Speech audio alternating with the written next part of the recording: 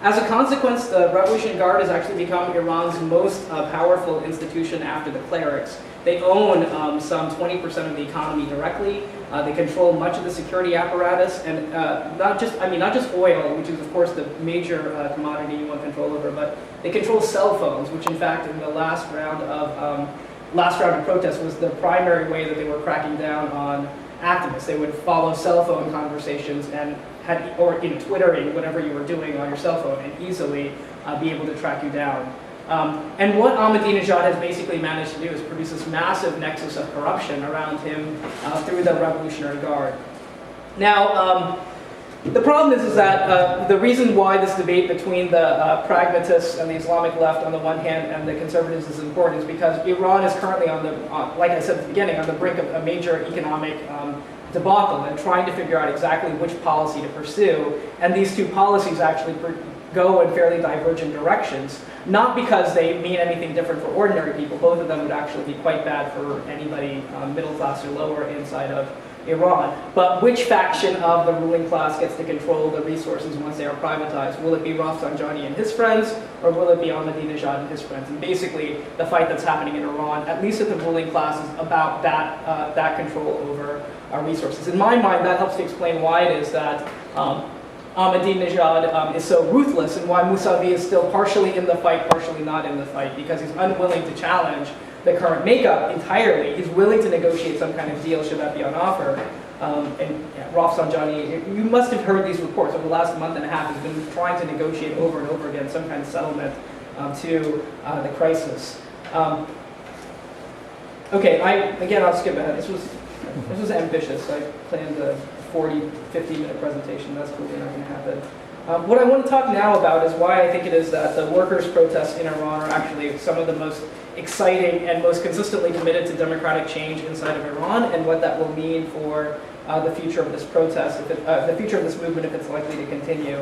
I'm going to say something controversial, which I think most people who studied Iranian history in high school in Iran got a different version of, and feel free to disagree with me, but my reading on the Iranian Revolution is that it's not actually the clerics and the Islamists who bring down the Shah, but actually a widespread social movement that brings down the Shah in 1979, much of it led by the working class. In fact, it's going to be the really heroic strike of some 100,000 oil workers in the north, which becomes the decisive thing that the Shah can no longer deal with. And in 1979, really you have a massive outgrowth of working class institutions all over the country called shuras, which are factory councils based in some of the major industries. These become slowly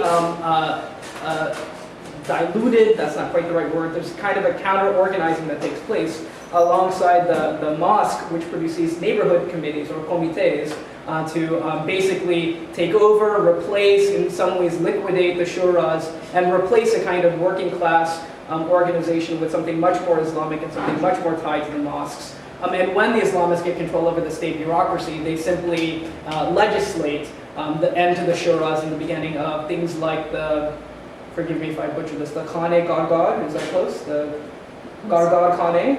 Is that better? Kargah Khane? It's basically the state Karkhane.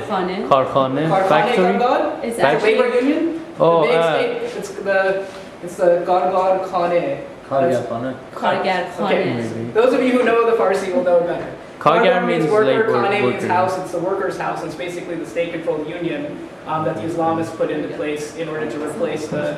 Am I close? Yeah. Close. Okay. So what exactly is the composition of the working class, and why do I think that they can actually make a dent? In 1979, the working class was some 30% of the active population that was working.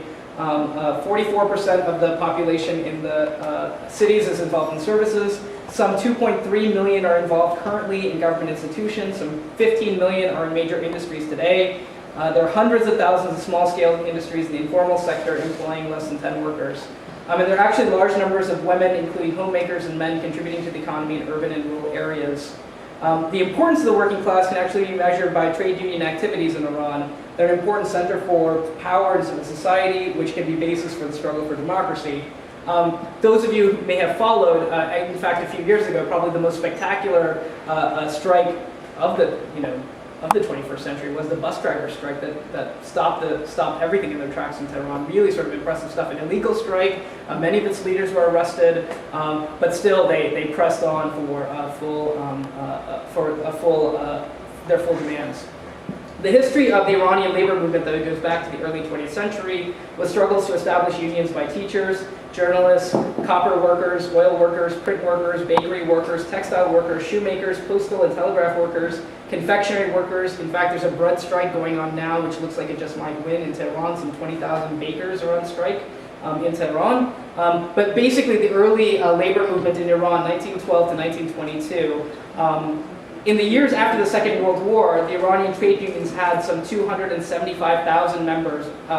They organized strikes, they organized factory occupations and demonstrations for major industrial cities. They won the 48-hour week, which seems like it wouldn't have been a major advance, but was an advance over the 70 to 75-hour week, which was the norm in 1948.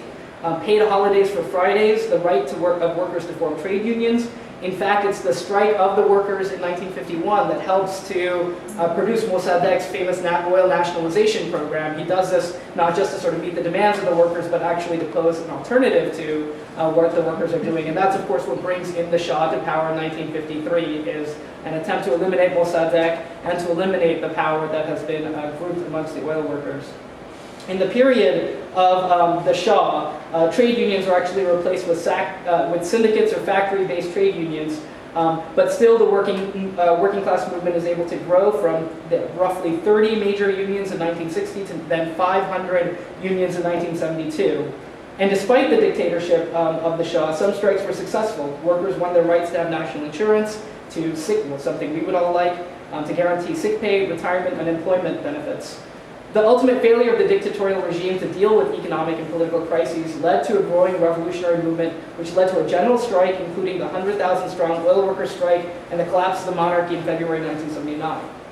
I've already said something about the shuras that were organized, but you don't really get a full picture of what workers were able to organize and demand until you sort of begin to study this. Many of you read Asef Bayat's book on the Iranian Revolution called Workers and Communists in the Iranian Revolution. An excellent book, actually, which it's sort of a people's history of the Iranian working class people, sort of a Howard Zinn take on what takes place inside of Iran, and goes through really what conditions were like for workers in many of these industries and why they fought. And some places actually were fighting off Shah forces for months on end in order to get their demands met.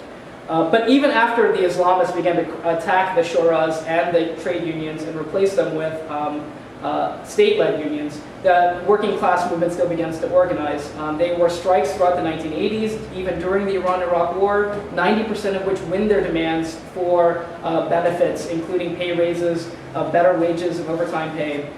In the 1990s and 2000s, in fact, the working population grows a factor of 7%, so from 24% to 31% by 2000.